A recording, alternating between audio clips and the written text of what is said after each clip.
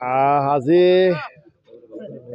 আমাৰ সৰুক্ষেত্ৰী সমষ্টি আৰু পাকাবেতবাৰী সমষ্টি পূৰ্বৰ সৰুক্ষেত্ৰী নৱগঠিত পাকাবেতবাৰী সমষ্টিৰ কাৰণে এটা উল্লেখযোগ্য দিন। মানে আপোনালোকে জানে যে পাকাবেতবাৰী সমষ্টিৰ উত্তৰ পূব প্ৰান্তত আৰু সৰুক্ষেত্ৰী সমষ্টিৰো উত্তৰ পূব প্ৰান্তত আগত আছিল যি এলেকা সৰুক্ষেত্ৰী আৰু ভৱানীপুৰ বিধানসভা সমষ্টিৰ এলেকাধীন। সেই এলেকাত দুটা ৰাস্তা অতিকৈ জৰাজীৰ্ণ হৈ আছিল।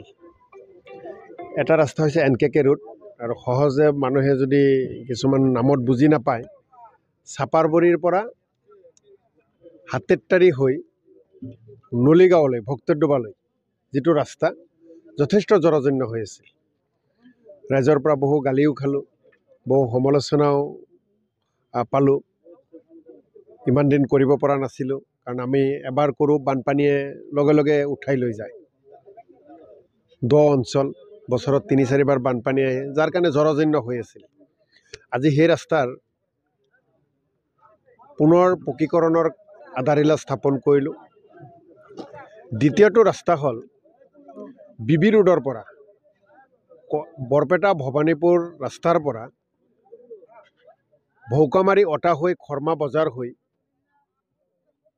কৰাগাৰী হৈ আমি চাপাৰবৰী ভক্তডোবা যিটো ৰাস্তা, সেই ৰাস্তাত আমি সংযোগ কৰাৰ কাৰণে আৰু এটা ৰাস্তাৰ কাম আমি আধাৰশিলা স্থাপন কৰিলোঁ। ইতিমধ্যে ভৌকামাৰীৰ পৰা কয়াকুছি বজাৰৰ পৰা ভৌকামাৰী অটা খৰ্মা বজাৰলৈ ৰাস্তা ভাল হৈ আছে। আকৌ বহলীকৰণৰ কাম আমি আৰম্ভ কৰিম 15-20 দিনৰ ভিতৰত। সেই খৰ্মা বজাৰৰ পকী ব্ৰিজটো ইতিমধ্যে সম্পূৰ্ণ হৈছে।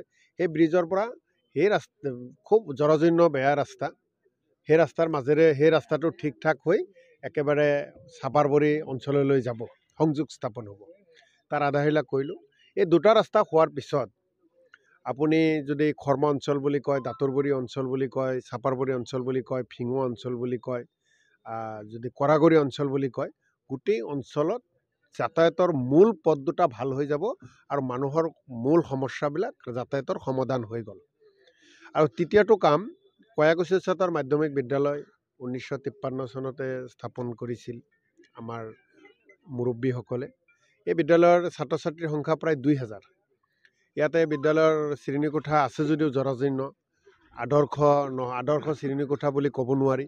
ইয়াৰ কাৰণে ৰাজ্য চৰকাৰৰ শিক্ষা ডিপাৰ্টমেণ্টৰ পৰা আমি 7 কোটি টকা আবণ্টন পাইছিলোঁ। আনুষ্ঠানিকভাৱে মন্ত্ৰী ডাঙৰীয়াই গোটেই বৰপেটা ডিষ্ট্ৰিক্টৰ আধাৰশিলা স্থাপন হোৱা বুলি ঘোষণা কৰিছিল। আজি আমি লাইখুঁটি বুলি কওঁ, লাইখুঁটি এটা স্থাপন কৰিলোঁ অঞ্চলৰ শিক্ষাগুৰুসকলৰ লগতে মুৰব্বীসকলৰ লগত লৈ। আৰু এইটো হোৱাৰ লগে লগে এই বিদ্যালয়খন এখন আদৰ্শ বিদ্যালয় হ'ব। গতিকে এই তিনিটা কামৰ লগত জড়িত হ'বলৈ পাই মই যথেষ্ট সুখী অনুভৱ কৰিছোঁ, আনন্দিত হৈছোঁ। আৰু নেদেখাজনৰ ওচৰতো প্ৰাৰ্থনা জনাইছোঁ যাতে এনেকুৱা সমস্যা যিখিনি আছে সেই সমস্যাখিনি এটা এটাকৈ সমাধান কৰিব পাৰি।